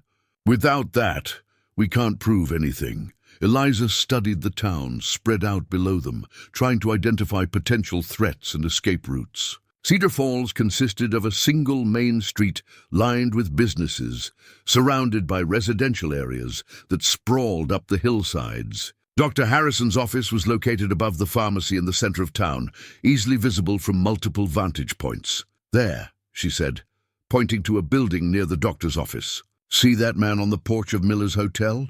He's been standing in the same spot for 10 minutes, watching the street but not really engaging with anyone who passes." Thomas squinted at the distant figure. "It could be anyone. Could be, but look at how he's dressed. Heavy coat despite the fact that the hotel porch is heated, hat pulled low to shadow his face. And he's positioned where he can see everyone coming and going from Harrison's place." As they watched, another man emerged from the alley beside the doctor's office, walked casually down the street, then took up position outside the general store. A third figure appeared in the window of the restaurant across from the pharmacy, settling at a table with a clear view of the entrance. "They're already here," Eliza said grimly. "Probably have been since yesterday, waiting for us to walk into their web." Thomas stood up, brushing snow from his coat. "So what do we do? If we can't get to Harrison, how do we expose what Garrett's done?" Eliza was quiet for a long moment, thinking through their options. They had Samuel's evidence, but without Fletcher's letter, it would be difficult to prove the extent of the conspiracy. Garrett could claim the documents were forgeries, that Samuel had been a deranged prospector making wild accusations. "We need to get word to the territorial authorities without going through Garrett's network," she said finally. "But first, we need to survive the next few hours." The sound of approaching hoofbeats echoed from the trail behind them. Their pursuers had finally caught up. Eliza counted at least 4 riders, moving at a steady pace that suggested confidence rather than desperation. Garrett knew where his quarry was headed and felt no need to hurry. "This way," Eliza said, leading Thomas and the horses off the main trail toward a cluster of abandoned mining shacks on the outskirts of town. The buildings had been empty for years, but they would provide temporary concealment while she figured out their next move. They took shelter in the largest of the shacks, a structure that had once housed mining equipment, but now contained only broken machinery and the accumulated debris of years. Through gaps in the weathered boards, they could watch both the trail they'd used and the main street of Cedar Falls. "I'm sorry," Thomas said quietly as they settled in to wait. "I know I've made everything worse by trusting the wrong person." Eliza looked at her half-brother, really looked at him, and saw not the soft city boy she'd initially dismissed, but a young man who'd lost his mother, traveled hundreds of miles in dangerous conditions, and shown genuine courage in the face of mortal peril. His mistake had been trusting someone who seemed to offer help when he desperately needed it. Under the circumstances, she might have made the same choice. "We all make mistakes when we're grieving," she said. "The important thing is learning from them and not making the same ones twice." Through the gaps in the wall, they watched Garrett's party ride into town with the confident bearing of men conducting official business. The marshal himself was easy to identify, tall and authoritative, wearing the badge of his office like armor against criticism. He dismounted in front of the hotel and spoke briefly with the man who'd been watching from the porch, then headed directly for Dr. Harrison's office. "He's going to get Fletcher's letter," Thomas said. "Maybe," Eliza replied. "Or maybe Harrison is smarter than Garrett gives him credit for." They watched as Garrett emerged from the doctor's office after only a few minutes, his body language suggesting frustration rather than satisfaction. He spoke animatedly with his men, gesturing toward different parts of the town as if issuing search orders. "Harrison didn't give it to him," Eliza observed. "Either he doesn't have it, or he's hidden it somewhere Garrett can't find." One of Garrett's men mounted his horse and rode toward the northern edge of town, while another headed south. They were expanding their search pattern, checking every building and questioning every resident. It would only be a matter of time before they reached the abandoned mining area. "We need to move," Eliza said. But before they could gather their belongings, She heard the distinctive sound of a door opening in the building next to their hiding place. "I know you're in there," said a voice she didn't recognize. "Come out slow and easy, and nobody needs to get hurt." Through the wall, Eliza could see the shadow of a man with a rifle, positioned where he could cover the entrance to their hideout. Somehow, despite their caution, they'd been spotted and surrounded. "What do you want to do?" Thomas whispered. Eliza checked the loads in Samuel's Winchester, her mind calculating angles and distances. The abandoned mining camp offered multiple escape routes, but they would have to fight their way clear against unknown numbers of armed men. "We do what Daddy would do," she said quietly. "We survive, and we make them pay for underestimating the Carson family." But as she prepared to make their stand, a new voice called out from the direction of the main trail, a voice that made both Eliza and Thomas freeze in shock. "Thomas Whitmore, this is Marshal Garrett. I know you can hear me, boy. Time to stop this foolishness and come talk to your old friend, Deputy Wilson." The casual use of the false name confirmed what Eliza had suspected. Garrett had been manipulating Thomas from the very beginning, using the boy's grief and loyalty to his father as weapons against Samuel Carson's own family. "I got a proposition for you, son," Garrett continued, his voice carrying easily in the thin mountain air. "You give me what your daddy left behind, and I'll let you both ride out of here alive. Keep fighting, and I guarantee you won't see another sunrise." Thomas looked at Eliza with anguish in his young eyes. "This is all my fault. If I hadn't trusted him—" "Stop," Eliza said firmly. "Garrett's been planning this for 23 years. He would have found another way to get to us eventually. The question now is whether we're going to let him win." She pulled out the documents they'd found at the reading tree, along with the forged death certificate that had been hidden among Samuel's belongings. Looking at it again, she realized she'd missed something important.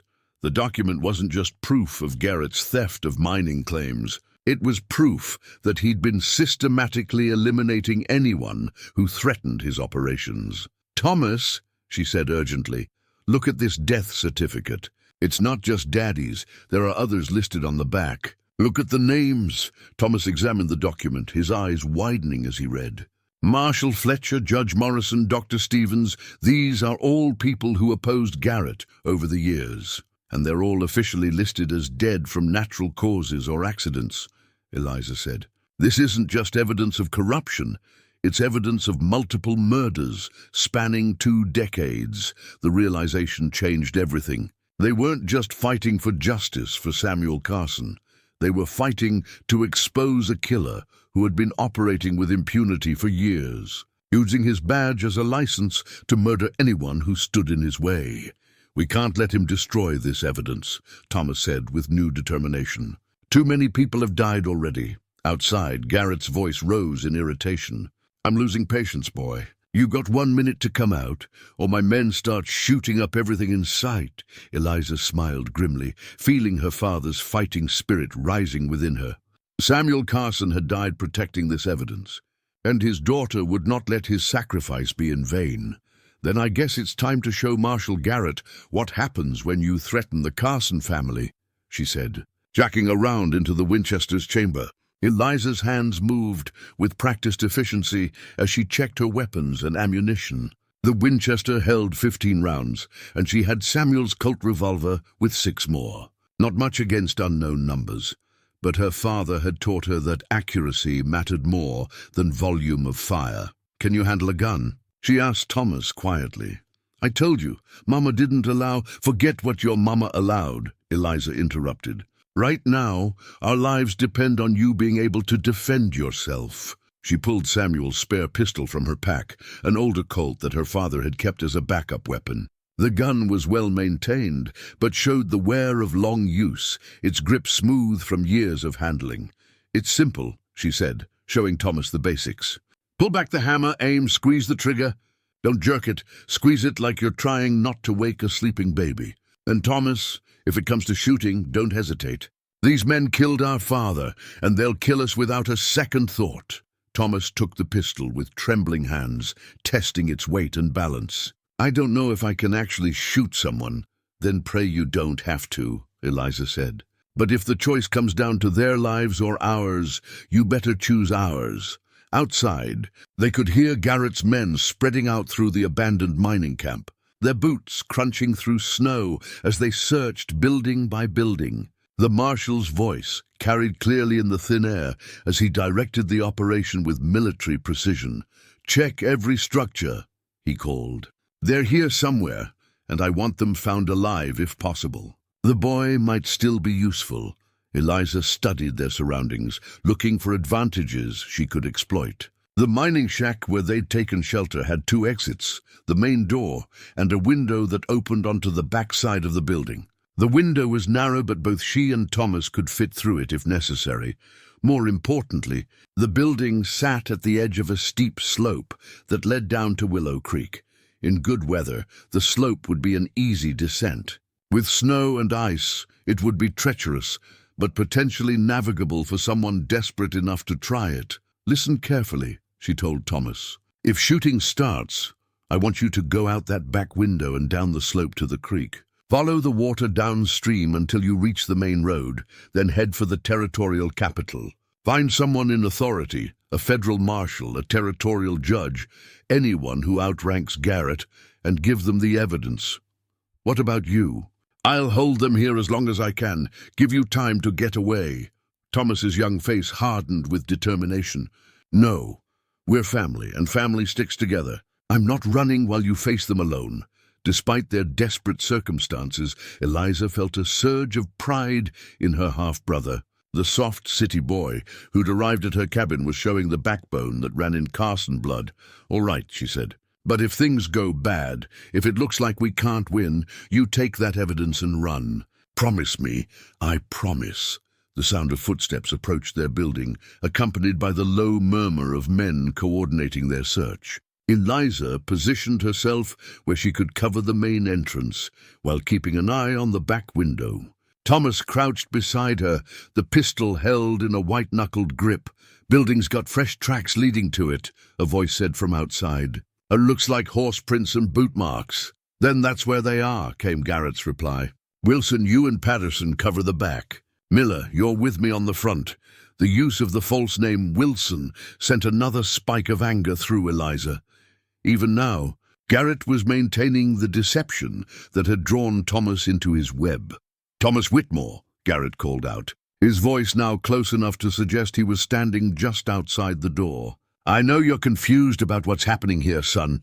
That woman has filled your head with lies about your old friend, Deputy Wilson. But I'm here to help you, just like I've been helping you all along." Thomas started to respond, but Eliza placed a warning hand on his arm. Anything he said would give away their exact position within the building. "Your daddy was a good man," Garrett continued, "but he got mixed up with some dangerous people. Started making wild accusations about corruption. Threatened to go to the territorial authorities with stories that would have hurt a lot of innocent folks. I tried to reason with him, but Samuel Carson was always a stubborn man." The casual admission of involvement in Samuel's fate made Eliza's finger tighten on the Winchester's trigger, but she forced herself to remain patient, to wait for the right moment to act. "I know you found some papers he left behind," Garrett said. "Documents that might seem damning if you don't understand the full context. But those papers don't tell the whole story, son. Your daddy was sick in his final months, paranoid and delusional. He saw conspiracies where none existed." "That's a lie," Thomas said quietly, his voice barely audible but filled with growing anger. "The truth is, I've been protecting you and your mama all these years," Garrett continued, making sure Samuel's wild accusations didn't destroy the reputation of good men. "But now those papers have surfaced, and there are people who might use them to cause real harm." Eliza heard the creak of floorboards as someone moved around the back of the building, taking position at the window. They were surrounded now, with no easy escape route. "All I need is for you to turn over what you found," Garrett said. "Do that, and you can ride out of here with no questions asked. Keep fighting, and people are going to get hurt unnecessarily." The marshal's tone was reasonable, almost fatherly, but Eliza could hear the underlying threat. This was a man accustomed to getting his way through a combination of authority and intimidation. She pulled out her father's final letter, reading again the crucial passage about the real location of the gold mine. If Garrett got his hands on Samuel's evidence, he would have everything he needed to claim the richest strike in the territory's history. The mine at Honey Creek would make him wealthy beyond imagination, while the forged documents would allow him to legitimize his theft. "Time's up, boy," Garrett said, his patience finally exhausted. "Miller, kick in that door." The door exploded inward in a shower of splinters, and Eliza had a brief glimpse of a man in a heavy coat before she pulled the Winchester's trigger. The shot was deafeningly loud in the confined space, and Miller stumbled backward with a cry of pain, clutching his shoulder. "They're shooting!" Someone yelled from outside, and suddenly the air was filled with the crack of gunfire as Garrett's men opened up on the building. Bullets punched through the weathered boards, sending splinters flying and filling the air with the smell of gunpowder. Eliza grabbed Thomas and pulled him down behind an old ore cart that provided some protection from the incoming fire. "The window!" she shouted over the noise. "Go now!" Thomas hesitated for only a moment, then scrambled toward the back of the building as Eliza provided covering fire. She worked the Winchester's lever action with practiced speed, sending carefully aimed shots through gaps in the wall toward muzzle flashes that revealed the positions of Garrett's men. The window exploded in a shower of glass as someone outside fired directly through it. But Thomas had already reached the opening. He paused for a moment, looking back at Eliza with an expression that mixed fear and determination. "The evidence!" he called. Eliza pulled the leather bundle from her pack and tossed it to him. "Go, don't stop until you reach help." Thomas caught the bundle and disappeared through the window, leaving Eliza alone to face Garrett's assault. She heard him cry out as he tumbled down the steep slope, but then the sound faded as he presumably reached the bottom and began following the creek downstream. "The boy's rabbited," someone shouted from outside. "Gone down the slope toward the creek." "Let him go," Garrett's voice replied. "He won't get far in this country without help." "It's the woman I want now." The firing stopped suddenly, leaving an ominous quiet broken only by the sound of men reloading their weapons. Eliza used the respite to check her own ammunition. 8 rounds left in the Winchester, 6 in the Colt and a handful of loose cartridges in her pocket. "Miss Carson," Garrett called, his voice now showing real anger. "You've caused me considerable trouble, and I'm afraid my patience is at an end. Come out now and I'll make it quick. Keep fighting, and I'll make sure you suffer before you join your daddy." Eliza thought about Samuel Carson, about the 23 years she'd spent wondering what had happened to him. Now she knew, and the knowledge filled her with a cold rage that burned away fear and doubt. "Marshal Garrett," she called back, "I've got something that belongs to you." She pulled out the tarnished badge they'd found among Samuel's evidence, the one that had belonged to Marshal Fletcher. If she was going to die in this place, she wanted Garrett to know that his crimes had been exposed. "This badge belonged to the man you murdered to get his job," she continued. "James Fletcher was an honest lawman, and you killed him because he was getting too close to the truth about your operations." There was a long silence from outside, broken only by the whisper of wind through the damaged walls. "You don't know what you're talking about," Garrett finally replied, but his voice had lost some of its confident authority. "I know you've been forging death certificates for 20 years, Eliza said. "I know you killed my father because he found Fletcher's body and started asking questions. And I know that somewhere in this territory there are still honest men who will see justice done when they learn the truth." "Justice?" Garrett laughed, but the sound was forced and hollow. "Justice is what I make it, woman. I'm the law in this territory, and the law says you're a dangerous criminal who resisted arrest." Eliza pulled Samuel's rifle to her shoulder, sighting through a gap in the wall toward the sound of Garrett's voice. The Winchester was a fine weapon, accurate at long range, and her father had taught her to use it well. "Then I guess it's time to show you what happens when the law goes bad," she said, and squeezed the trigger. The shot was clean and true, and through the gap in the wall. She saw Garrett dive for cover behind a pile of mining equipment. The marshal was shouting orders to his men, but his voice had lost its commanding tone. For the first time in 20 years, someone was shooting back at the legendary Marshal Garrett, and he didn't like the experience. "Burn them out!" he yelled. "Set fire to the building!" Eliza heard the sound of men gathering combustible materials, preparing to turn her shelter into a funeral pyre. She had perhaps minutes before the building became uninhabitable. But she wasn't finished fighting yet. She still had Samuel's rifle, she still had ammunition, and she still had the Carson family's stubborn refusal to surrender to bullies and thieves. If this was where her story ended, she would make sure it was a story worth telling. The smell of coal, oil, and kindling reached Eliza through the bullet holes in the walls, confirming her worst fears. Garrett's men were preparing to burn her out, turning the abandoned mining shack into a death trap. She had minutes, perhaps less, before the building became uninhabitable. With trembling fingers, she reached into her coat and pulled out her father's final letter, the one she'd carried unopened for 23 years. If she was going to die in this place, she needed to read Samuel's last words to her, needed to hear his voice one final time before the end.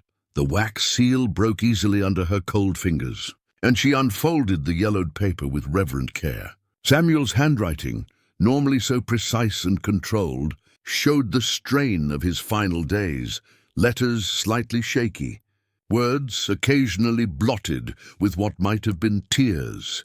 "My dearest Eliza," the letter began, "if you are reading this, then the worst has come to pass, and the secrets I have kept have finally caught up with me. I write this knowing that my time grows short, but also knowing that you possess the strength and courage to finish what I could not complete. You were always the light of my life. Daughter, the reason I fought so hard to protect what was right and good in this world. When your mother passed, I thought my heart would break entirely, but you kept me anchored to hope. Everything I did, every risk I took, was to ensure you could live free from the fear that has haunted my days. By now you know about Thomas, about the family I kept hidden from you. I pray you will forgive an old man's weakness in loving two women, in trying to honor commitments to both families while satisfying neither completely. Your half-brother is a good boy, raised with the same values your mother instilled in you. If fate brings you together, you will find in each other the family bond that makes all hardships bearable. The evidence I have gathered proves what I have long suspected, that evil men have seized control of our territory's government, using their positions to steal and murder with impunity. Marshal Garrett is the worst of them, a man who has built his power on the graves of honest citizens. He must be stopped, no matter the cost. You have always been stronger than you knew, my daughter. I see in you the best qualities of your mother's gentle heart and your grandfather's fighting spirit. Trust in that strength. Trust in your ability to do what is right, even when the path seems impossible. If I do not return from this final journey, know that I go gladly to my fate, secure in the knowledge that Samuel Carson's daughter will not let his sacrifice be in vain. You are the future of our family, Eliza, and I have faith that you will choose the path of honor, no matter how difficult it may be. Your devoted father, Samuel Carson, P.S. Remember the lessons I taught you about reading the mountains. The land never lies, and neither do the people who truly understand it. When the time comes to fight, fight like a Carson. When the time comes to run, run like the wind. And when the time comes to stand, stand like the mountains themselves, unmovable and eternal. Eliza folded the letter carefully and placed it against her heart, feeling the weight of her father's expectations and the warmth of his love. Samuel Carson had died believing in her strength, trusting her to carry on the fight he could no longer wage. She would not disappoint him. The crackle of flames reached her ears, accompanied by the acrid smell of burning wood. Garrett's men had set the fire, and already she could see orange light flickering through cracks in the walls. The ancient timber was dry as bone, and the building would be engulfed within minutes. But Samuel's letter had reminded her of something important, the lessons he'd taught her about reading the mountains, about understanding the land well enough to survive in it. This abandoned mining camp sat above Willow Creek, which meant it was part of the old hydraulic mining operations that had carved up the hillside decades ago. Eliza moved to the back corner of the building, where generations of miners had dumped their tailings. Beneath the snow and debris, she knew there would be a network of drainage tunnels and sluice channels that carried water down to the creek. If she could find an entrance to the old workings, she might be able to escape without exposing herself to Garrett's guns. Working frantically, she cleared away snow and rubble until her fingers found what she was looking for, a wooden cover that protected one of the drainage outlets. The cover was frozen in place, but a few blows with the butt of her rifle broke it free, revealing a tunnel just large enough for a person to crawl through. The tunnel was dark and narrow, filled with ice-cold water that had backed up from the creek below. But it represented her only chance of escape now that the building was beginning to burn in earnest. "She's still in there?" someone shouted from outside. "I can see movement through the smoke." Eliza smiled grimly as she prepared to enter the tunnel. Let them think she was trapped. The longer they believed that, the more time Thomas would have to reach safety with the evidence. She wrapped Samuel's rifle in her coat to protect it from the water, then lowered herself into the tunnel. The shock of the cold water nearly stopped her heart, but she forced herself to begin crawling through the narrow passage toward the creek below. The tunnel was longer than she'd expected, winding through the hillside as it followed the natural contours of the drainage system. In some places, the water was only inches deep, but in others it rose to her chest, forcing her to hold the rifle above her head to keep it dry. Behind her, she could hear the roar of flames as the mining shack finally caught fire completely. Shouts of triumph from Garrett's men suggested they believed their quarry had been consumed by the blaze. Perfect. Let them think Eliza Carson had died in their trap while she planned her counterattack. The tunnel emerged into a larger chamber that had once been part of the main mining operation. Ancient wooden supports held up the ceiling, and rusty equipment lined the walls, like the bones of some prehistoric beast. But most importantly, the chamber connected to several other passages that led in different directions through the hillside. Eliza chose the passage that angled toward the main part of town, reasoning that Garrett would expect any survivor to flee into the wilderness rather than toward civilization. The tunnel was in better condition here, with stone lining that had protected it from cave-ins over the years. As she made her way through the underground maze, she could hear the sounds of activity above, men shouting orders, horses moving at a gallop, the general commotion of a search in progress. Garrett was probably deploying his forces to watch the obvious escape routes, confident that any survivor would be forced into the open country where his superior numbers could run them down. The tunnel system was more extensive than she'd realized, honeycombing the entire hillside with passages that connected to buildings throughout the old mining district. Some of the passages had collapsed, but others were still navigable, offering a network of hidden routes that predated Garrett's arrival in the territory. After what felt like hours, but was probably only minutes, Eliza saw light ahead, not the orange glow of fire, but the grey light of an overcast winter day. The tunnel emerged behind the ruins of an old stamp mill, where massive stone foundations provided excellent concealment from watchers on the hillside above. She crawled out of the tunnel and immediately checked Samuel's rifle, relieved to find it still functional despite its journey through the flooded passages. Her clothes were soaked and already beginning to freeze in the mountain air, but she was alive and free when Garrett believed her to be dead. From her position behind the stamp mill, she could see most of Cedar Falls spread out below. Smoke was rising from the direction of the mining camp, where her supposed funeral pyre was still burning. But more importantly, she could see Garrett's men positioned throughout the town, watching roads and buildings with the confidence of hunters who believed their prey was cornered. She counted at least 8 men in visible positions, which meant Garrett had brought significant force to this operation. But they were spread thin now, covering multiple escape routes and searching buildings for any sign that she might have survived. Time to even the odds.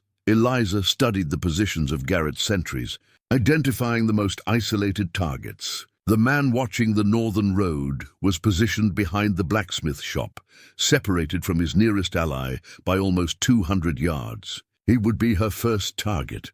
She worked her way through the ruins of the mining district, using the abandoned buildings and equipment as cover while she approached the sentry's position. The snow muffled her footsteps, and years of hunting in the high country had taught her to move with the silence of a stalking predator.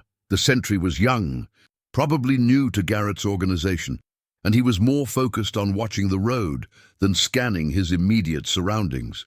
He never saw Eliza approach from behind, never heard the soft whisper of her feet in the snow. The butt of Samuel's rifle caught him just behind the ear, dropping him silently into the snow. Eliza quickly checked his breathing, still alive but unconscious for hours. She relieved him of his ammunition and moved his body behind a pile of scrap lumber where it wouldn't be easily discovered. 1 down. 7 to go. The second target was more challenging, a man positioned in the bell tower of the old church where he could observe most of the town. But his elevated position also made him visible to Eliza, who had learned long ago that high ground was only an advantage if you controlled all approaches to it. She circled around to the back of the church, where a door led directly into the tower. The hinges creaked slightly as she opened it, but the sound was masked by the wind that constantly whistled through the mountain valleys. The stairs were narrow and steep, winding up through the interior of the tower toward the bell chamber where the sentry waited. Eliza climbed slowly, testing each step to avoid creaks that might alert her target. She could hear him moving around above her, occasionally calling out positions to his fellows through the open windows. His voice was confident, relaxed, suggesting he saw no immediate threats to his position. That confidence would be his downfall. The sentry in the bell tower never saw death approaching. Eliza emerged from the stairwell like a vengeful spirit, her father's rifle swinging in a precise arc that caught the man across the temple. He dropped without a sound, his own weapon clattering against the wooden floor. From the bell tower's windows, Eliza could see the entire town spread below her like a tactical map. Garrett's remaining men were positioned at key intersections and buildings, but their formation was designed to catch someone fleeing on horseback, not to defend against an attack from within their own perimeter. She spotted Garrett himself, standing in front of Dr. Harrison's office, his tall frame unmistakable even at this distance. He was gesturing angrily at 2 of his men, clearly frustrated by the lack of progress in finding Thomas. The boy had apparently made good his escape, which meant the evidence was safe, even if Eliza didn't survive the next few minutes. A leather satchel lay beside the unconscious sentry, and Eliza quickly rifled through its contents. Among the usual items, ammunition, tobacco, a flask of whiskey, she found something that made her heart race with excitement. It was a collection of official documents bearing territorial seals, including what appeared to be legitimate mining claim papers for the Honey Creek area. These weren't the forged documents they'd found in Samuel's cache. These were the real claims, the legal papers that would have given her father rightful ownership of the richest gold deposit in the territory. Garrett had been carrying them, probably planning to use them to legitimize his theft once he'd eliminated the Carson family. Eliza tucked the documents inside her coat, next to her father's letter. If she lived through this confrontation, these papers would restore Samuel Carson's legal claim to his discovery. More importantly, they would provide additional evidence of Garrett's systematic theft of mining rights. Through the bell tower windows, she could see one of Garrett's men approaching the church. He moved cautiously, rifle ready, suggesting he might have heard the sounds of struggle from above. Eliza positioned herself where she could cover the stairwell entrance, knowing that surprise was her greatest advantage. The man climbed slowly, his boots heavy on the wooden steps. When his head appeared through the stairwell opening, Eliza was ready. The stock of Samuel's rifle caught him squarely in the face, sending him tumbling backward down the stairs in a cascade of curses and gunfire. His wild shots alerted the rest of Garrett's men to her position. And suddenly, the air around the bell tower filled with the whine of bullets seeking their target. Eliza dropped below the window line as wood splinters exploded from the frames around her. "She's in the bell tower," someone shouted from the street below. "The woman's alive and she's got a rifle."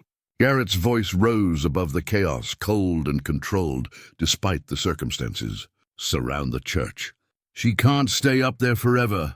And there's only one way down," but Garrett had underestimated both the church's construction and Eliza's intimate knowledge of Cedar Falls. The bell tower was connected to the main roof by a narrow walkway that led to a small window overlooking the back of the building. From there, a person could potentially climb down to an adjacent structure if they had the courage and skill for such a dangerous maneuver. Eliza had both in abundance. She gathered her ammunition and Samuel's rifle, then made her way carefully along the walkway as bullets continued to pepper the tower behind her. The walkway was slick with ice and snow, but her mountain-trained balance served her well as she reached the window and looked down at her options. The roof of the general store sat about 8 feet below and slightly to the left, a difficult but manageable jump for someone desperate enough to attempt it. Beyond that, a network of rooftops and alleys offered multiple escape routes that would keep her out of sight from Garrett's men. She took a deep breath, said a quick prayer to whatever angels watched over mountain women, and launched herself into space. The landing was harder than she'd expected, driving the breath from her lungs as she rolled across the snow-covered shingles. But she was alive and mobile, and more importantly, she was now behind Garrett's position with a clear view of his deployment.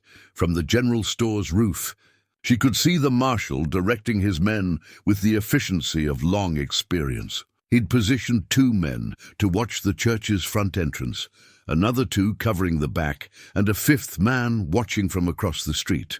But none of them were looking up, and none of them expected an attack from their rear.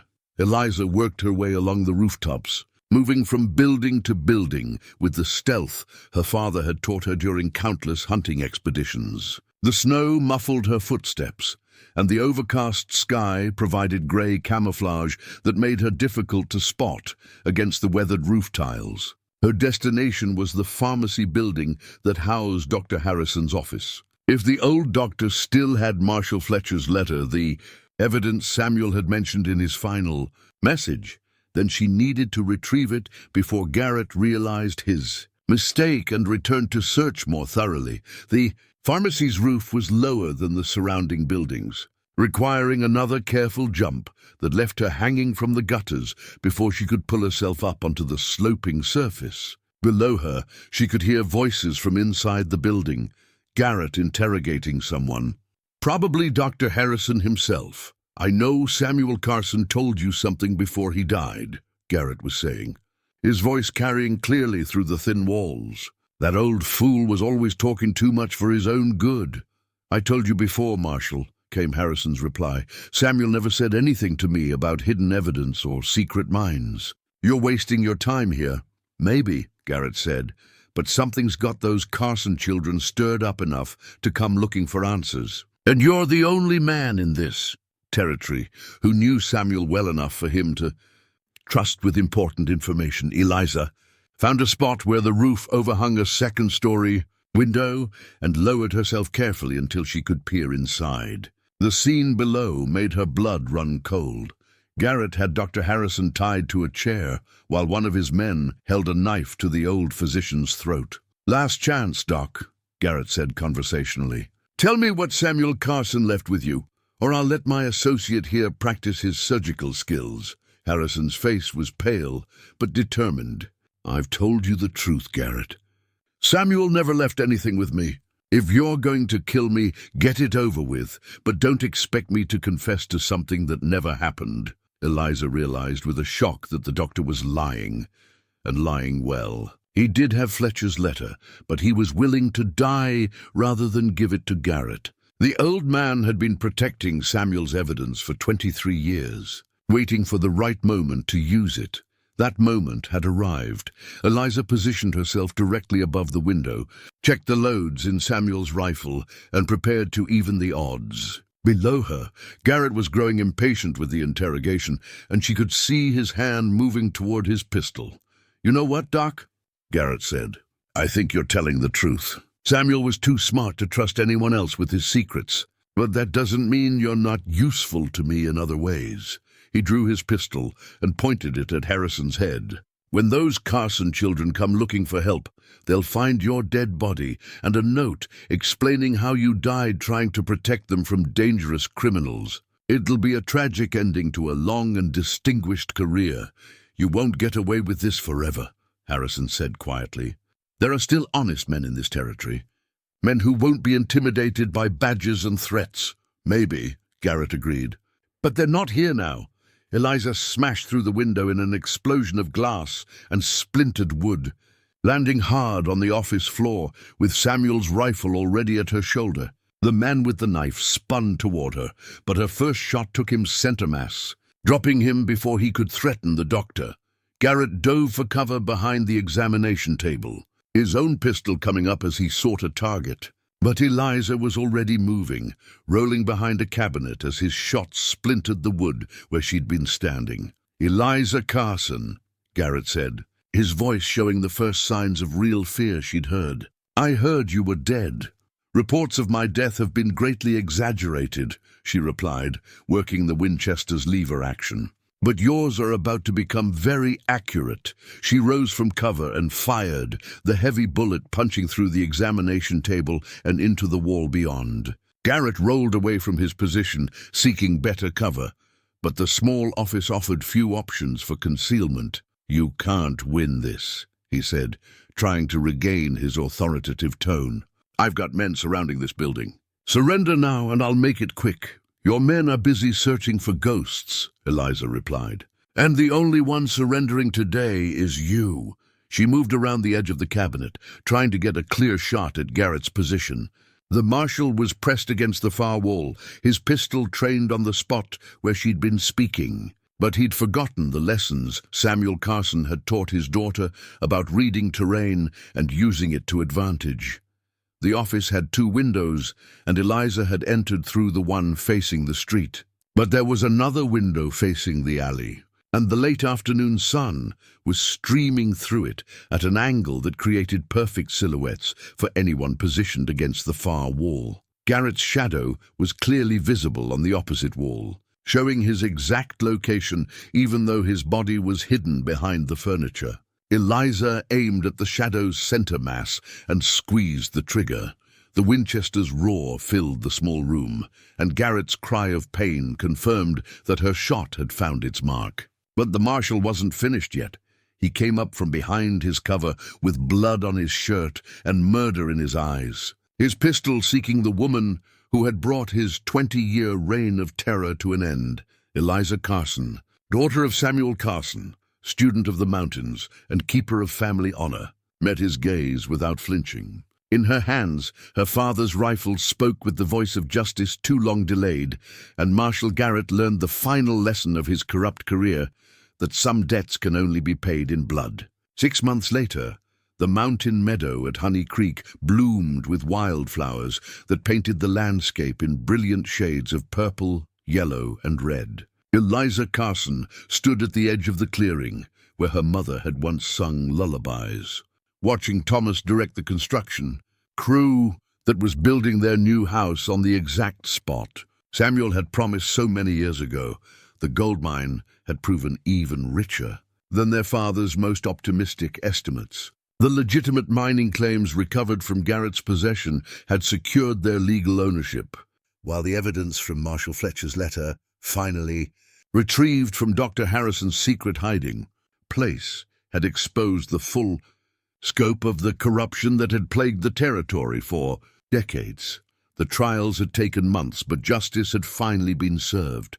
3 territorial judges had been removed from office, 2 federal marshals had been arrested, and dozens of illegally seized mining claims had been returned to their rightful owners. The Carson family's vindication had made headlines in newspapers from Denver to San Francisco, though Eliza preferred the quiet satisfaction of watching honest men reclaim what had been stolen from them. The foundations nearly finished, Thomas called from across the construction site. At 17, he'd grown taller and stronger, his soft city appearance replaced by the lean muscle of a young man who'd learned to work with his hands. "We should be ready to start on the walls next week." Eliza smiled, remembering her father's promise that someday they might build a summer house in this meadow if she ever wanted to leave their mountain cabin. She'd never imagined that the house would become a permanent home, or that she would be sharing it with the half-brother she'd thought never existed.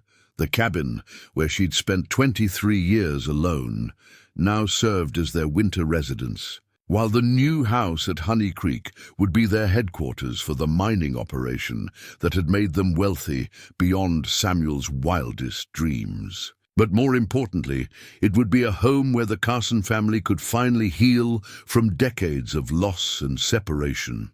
"The photographer's here," Thomas announced, gesturing toward a man unloading equipment from a wagon. "Are you ready for this?" Eliza smoothed her dress, a new one, store-bought rather than homemade, appropriate for a woman of means rather than the isolated mountain virgin she'd once been. The photographer had come from Denver specifically to document the Carson family's story, creating a formal portrait that would hang in their new home and serve as a symbol of their triumph over adversity. "As ready as I'll ever be," she said, taking her place beside Thomas as the photographer arranged his camera and tripods. The process was lengthy and formal, requiring them to remain perfectly still while the camera captured their images on glass plates. But when it was finished, Eliza knew they would have something precious, a permanent record of the moment when the Carson family rose from the ashes of tragedy to claim their rightful place in the world. As the photographer packed his equipment, Dr. Harrison arrived in his buggy, looking considerably healthier than he had during those terrible days when Garrett had held the territory in his grip of corruption. The old physician had become a close friend and advisor, helping them navigate the legal complexities of reclaiming their inheritance while sharing stories of Samuel Carson that filled in gaps in both children's understanding of their father. "The last of the paperwork came through from the territorial capital," Harrison said, handing Eliza a thick envelope sealed with official stamps. "The mine is officially registered in both your names, and the territorial government has issued a formal apology for the wrongful accusations against your father." Eliza opened the envelope and read the official documents that vindicated Samuel Carson's reputation and restored his good name. It was a hollow victory in some ways. No amount of paperwork could bring back the 23 years they'd lost or erase the pain of his murder. But it was also deeply satisfying to see the truth finally acknowledged by the same government that had allowed Garrett to operate with impunity for so long. "There's something else," Harrison added, pulling a smaller envelope from his coat pocket. "This came with the official correspondence. It's addressed to both of you, from the territorial governor himself."